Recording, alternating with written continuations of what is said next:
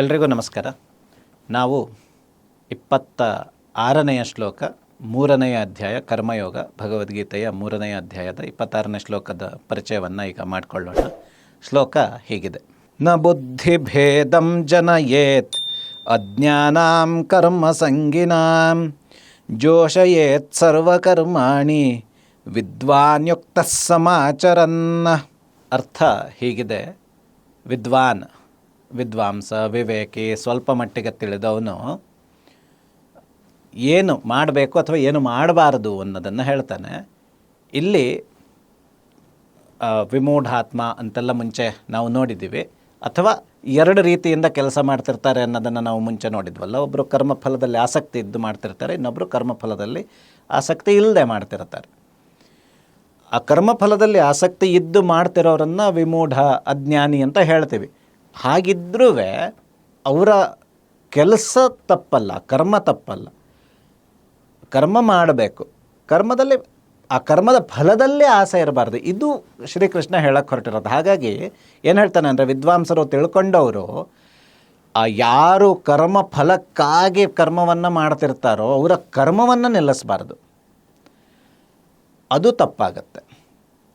ಅವರಿಗೆ ನಿಧಾನಕ್ಕೆ ತಿಳುವಳಿಕೆ ಕೊಟ್ಟು ಫಲದಲ್ಲಿ ಏನೂ ಇಲ್ಲ ಅಂತ ಹೇಳಬೇಕು. ಆ 2ನೇ ಅಧ್ಯಾಯದಲ್ಲಿ ಕರ್ಮಣಿ ಏವ ಅಧಿಕಾರಹತೆ ಅಂತ ಏನು ಹೇಳಿದ್ದಾನೆ ಅದರತ್ತ ಕರ್ಕೊಂಡು ಹೋಗಬೇಕು. ಆದರೆ ನಿಲ್ಲಿಸು ಅಂತ ಮಾಡಬಾರ್ದು ಅಂತ ಶ್ರೀಕೃಷ್ಣ ಹೇಳ್ತಿದ್ದಾನೆ. ಇದರಿಂದ ಏನಾಗುತ್ತೆ ಅಂದರೆ, ಏನೋ ಒಂದು ಕೆಲಸ ಮಾಡ್ತಿರೋರಿಗೆ ನಿಲ್ಲಿಸು ಅಂತ ಹೇಳಿದಾಗ ಅವರಿಗೆ ಚಿತ್ತ ಭ್ರಮಣೆ ಆಗಬಹುದು, ನಾವು ಏನು ಮಾಡ್ತಿದ್ದೀವಿ ಅಂತಲೇ ಗೊತ್ತಾಗದೆ ಹೋಗ್ಬೋದು, ಅಥವಾ ಏನು ಮಾಡಬೇಕು ಮುಂದೆ ಗೊತ್ತಾಗದೆ ಹೋಗ್ಬೋದು. ಇಂತಹ ಗೊಂದಲ ಆದಾಗ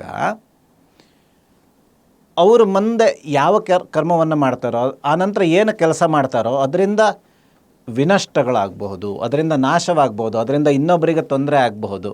ಅಂದರೆ ಅದರ ಪರಿಣಾಮ ಒಳ್ಳೆಯದಾಗಲಿಕ್ಕಿಲ್ಲ. ಆದರೆ ಕರ್ಮಫಲದಲ್ಲಿ ಆಸಕ್ತಿ ಇದ್ದು ನನಗೇನೋ ಈ ಫಲ ಬೇಕು, ಹಾಗಾಗಿ ನಾನು ಮಾಡ್ತಾ ಇದ್ದೀನಿ ಅಂತ ಇರ್ತಾರಲ್ಲ, ಅವ್ರು ಅದನ್ನೇ ಮಾಡ್ತಿರಲಿ. ಆಗ ಆ ಕರ್ಮ ನಡೀತಿರುತ್ತೆ. ಕನಿಷ್ಠ ಆ ಫಲ ಅದರ ಹಿಂದೆನೇ ಅವರು ಸುತ್ತಾ ಇರ್ತಾರೆ. ಆದರೆ ಅದು ಬಿಟ್ಟು ಏನೋ ಒಂದು ಬೇರೆ ಮಾಡೋಕ್ಕೆ ಹೋಗಿ ವಿನಾಶವನ್ನು ಅವರು ತಮ್ಮ ಮೈ ಮೇಲೆ ಎಳ್ಕೊಳ್ಳೋದಿಲ್ಲ. ಅವರ ವಿನಾಶ ಇರ್ಬೋದು, ಜಗತ್ತಿನ ವಿನಾಶ ಇರ್ಬೋದು, ಸೃಷ್ಟಿಯ ವಿನಾಶ ಇರ್ಬೋದು, ಪ್ರಕೃತಿಯ ವಿನಾಶ ಇರ್ಬೋದು, ಅದು ಯಾವುದೂ ಆಗೋದಿಲ್ಲ. ಹಾಗಾಗಿ ಕೆಲವರು ಒಂದು ಹಂತದ ನಂತರ ಅವರು ತಮ್ಮ ತಿಳುವಳಿಕೆಯನ್ನು ಹೆಚ್ಚು ಮಾಡಿಕೊಳ್ಳಿಕ್ಕೆ ಬಯಸಲಿಕ್ಕಿಲ್ಲ, ಅಥವಾ ಅವರಿಗೆ ಆ ತಿಳುವಳಿಕೆ ಹೆಚ್ಚಾಗೋ ಸಾಧ್ಯತೆಯೂ ಇಲ್ಲದೆ ಇರ್ಬೋದು. ಪ್ರತಿಯೊಬ್ಬ ಮನುಷ್ಯನಿಗೂ ಅವನದೇ ಆದ ಒಂದು ಮರ್ಯಾದೆ, ಒಂದು ಚೌಕಟ್ಟಿರುತ್ತೆ, ಒಂದು ಪರಿಧಿ ಇರುತ್ತೆ.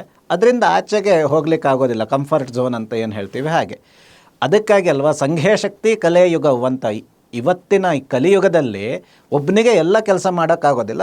ಅದಕ್ಕೆ ಎಲ್ಲರೂ ಸೇರಿ ಸಂಘ ಮಾಡಿಕೊಂಡು ಅದರಿಂದ ಮಾಡಬೇಕು ಅಂತ ಹೇಳಿರೋದು. ಹಾಗಾಗಿ ಪ್ರತಿಯೊಬ್ಬ ಒಂದು ಹಂತದವರೆಗೆ ಮಾಡಲಿಕ್ಕಾಗತ್ತೆ ಪ್ರತಿಯೊಬ್ಬ ವ್ಯಕ್ತಿಗೂ ಕೆಲಸ. ಅಲ್ಲಿಂದ ಮುಂದೆ ಮಾಡಲಿಕ್ಕಾಗಲಿಕ್ಕಿಲ್ಲ.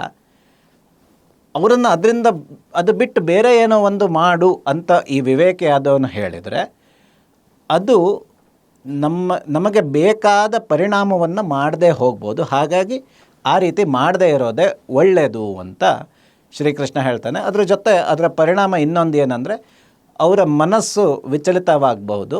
ಆ ಮಾನಸಿಕ ಆರೋಗ್ಯ ಅಥವಾ ಆ ಒಂದು ಶಾಂತಿ, ಆ ಸ್ಥಿಮಿತತೆ ಅವು ಎಲ್ಲ ನಾಶ ಆಗ್ಬೋದು, ವ್ಯಕ್ತಿಯ ನಾಶವೂ ಆಗತ್ತೆ ಅನ್ನೋದನ್ನು ಹೇಳ್ತಾರೆ.